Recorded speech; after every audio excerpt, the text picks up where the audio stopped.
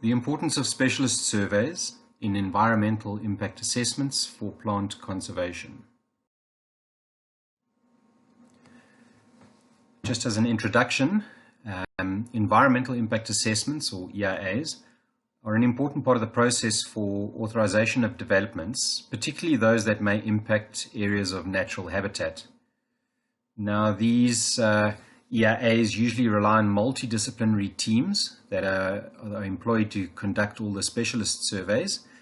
And it won't just be a biodiversity team, there will usually be a noise specialist team, air quality specialist team, and a social specialist team. So the focus is not just biodiversity, it's a multidisciplinary focus.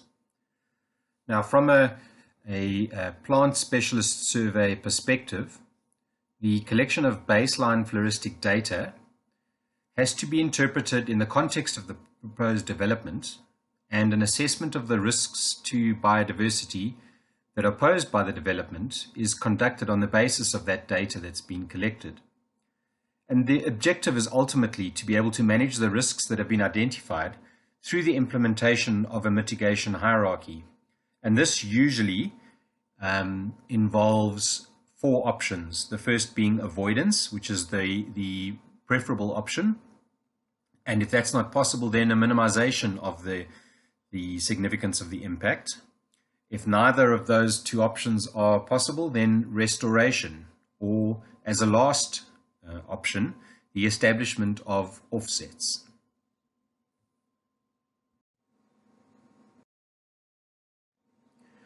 Right, the role of specialist plant surveys in EIAs. Now, what we have found is that areas that are targeted for developments are quite often highly sensitive areas with a concentration of threatened or restricted range species. And this leads to significant biodiversity development conflicts. And areas that are good examples of this are the copper-rich grasslands of southern DRC, where almost all of the grasslands really have been targeted for copper mines, and the oil and gas fields of Cabo Delgado province in northern Mozambique, which are centers of endemism for plants and full of significantly threatened plants. Now, it's critically important that the plant surveys that are conducted in such highly sensitive areas are undertaken by specialists with significant experience in those areas, but that's not enough. The specialists also need to understand how to integrate the baseline findings into a sensible impact assessment that has realistic mitigation measures that a client can actually apply. And if these surveys are conducted responsibly by suitable personnel, then EIA specialist surveys definitely have a critical role to play in plant conservation. And what I'm going to do is now show 4 case studies from different African countries, which we have been involved in, that show how specialist surveys can and have contributed to plant conservation in a variety of ways. The first example or case study is that of Gladiolus diluvialis. Now, there was an EIA that was being conducted for a large dam in the Fish River Canyon in Namibia, and during the specialist surveys for this EIA, a Gladiolus species that was discovered in the canyon. And the species, it didn't fit any descriptions of known species. It didn't key out to anything that was currently known. And John Manning from Sandby was contacted, and just based on the photographs, confirmed that this looked like it was a new species. Colleen Manheimer, a Namibian botanist, was then given directions to the site, and she went and collected the type specimen, resulting in John Manning and Peter Goldblatt's describing this as a new species, Gladiolus diluvialis, which is really a significant find, especially in a family of plants that is so well studied. The small population was unfortunately situated right at the edge of the proposed full supply level of the dam, and was obviously then at risk if the dam was at its full supply level. And so a recommendation was made by the specialists that further surveys needed to be undertaken prior to any further development. And this resulted in an additional population outside of the dam footprint and therefore outside of risk, and also the production of a management plan for the species to ensure its long-term survival. And without specialist surveys being conducted at the right time of the year by suitable personnel and the appropriate recommendations, this species could well have disappeared before it was known to science. The second case study is that of Ecbolium hastatum. Surveys for an oil and gas project in the vicinity of Inhasoro in Mozambique resulted in the first confirmed record of this poorly known species for over 30 years and a range extension to the north. The small population was discovered in coastal dune thickets outside of any proposed project infrastructure, but close to the town of Inhasoro. Further studies by the EIA specialist, as well as collaboration with a Mozambican botanist, Alice Masing, who was also surveying similar habitats to the south, provided sufficient data to allow for a reassessment of the conservation status of the species and an upgrade from data deficient to endangered. And the results of this collaboration were published in Bothalia in 2018. Now, without the specialist surveys being conducted thoroughly in the right areas and at the right time of the year, and subsequent collaboration with local botanists, the significant threats faced by the species would not have been known, and its conservation status would still be inadequately assessed.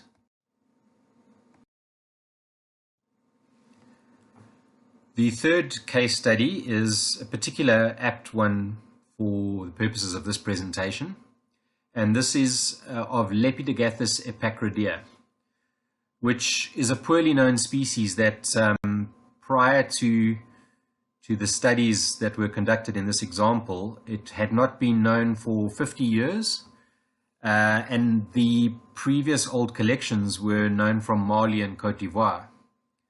And now specialist botanical surveys for a gold mine near Kankan in Guinea-Conakry resulted in the discovery of a small population of this species, and it was a new country record. It had never been known from Guinea before, and as I said, the first confirmed record in over 50 years, so it really was a significant find.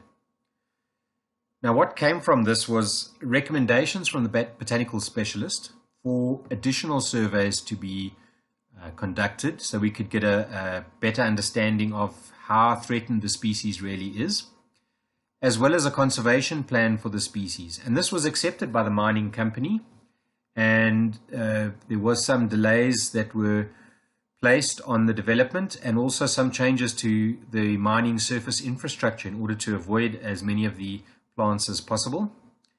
And the further surveys that took place over 2 years, which included an expanded area beyond the mining rights area, resulted in 6 additional populations being discovered. And as a result of this, a comprehensive management plan for all of these populations was drafted. In addition, the mine employed a well-known Ghanaian botanist, Pepe Harbour, to be on site to provide long-term support for the monitoring and management of this species. The relevant data of the populations present were passed on to Saba Rokni at Kew, who was able to then compile an accurate assessment of the conservation of the species, and it was assessed as endangered. Now, without carefully conducted specialist surveys, the right time of the year, relevant recommendations, realistic recommendations, as well as the cooperation from the mining company, the species would still be inadequately assessed, poorly known, would not be known to occur in Guinea, and the Guinean populations could well have been destroyed by mining developments. So this really is quite a good case study indicating how vital the specialist studies can be for plant conservation. The fourth case study is for an open-cast platinum mine in the Steenkampsberg Mountains in Mpumalanga. The specialist surveys were conducted for this project, which is also in a listed threatened ecosystem, the Sekukuni mountain lands. And the specialist surveys resulted in the discovery of undescribed plant and invertebrate taxa, as well as a number of threatened plant species such as Xanthodecia pentlandi, Eucomus van der Merwe, and some threatened fauna species as well. The recommendations from the specialist surveys were that the majority of the project area was incompatible with an open cast mine project, resulting in the relevant authorities denying authorization for the project. To date, no open cast mining has been approved for the property, and alternative ways of accessing the ore have been applied. Now, the specialist surveys and subsequent recommendations provided the relevant authorities with sufficient justification to deny authorization. And this is a clear example of why specialist studies need to be conducted very carefully and responsibly, and why the recommendations need to be done realistically so that the authorities have sufficient justification to deny authorization. So, in conclusion then, there are many examples of how developments certainly have resulted in the loss of species diversity and increased the risks posed to threatened species, and even imposed new risks on threatened species. However, we contend that the EIA process has the potential to minimize impacts on threatened species if specialist surveys are conducted responsibly by suitably experienced personnel. These surveys also have the potential to increase our understanding of poorly known species and even uncover previously undescribed species, particularly in areas that have not been thoroughly studied historically. And I'm hoping that the case studies that have been presented this morning will show precisely that it is possible for specialist surveys to result in the discovery of new species. It is possible for them to contribute to a better understanding of poorly known threatened species. And realistic management plans can be produced for threatened species that ensure their long-term survival. And finally, that some specialist surveys can result in highly sensitive habitats being saved from destruction. Thank you very much for your attention to this presentation this morning.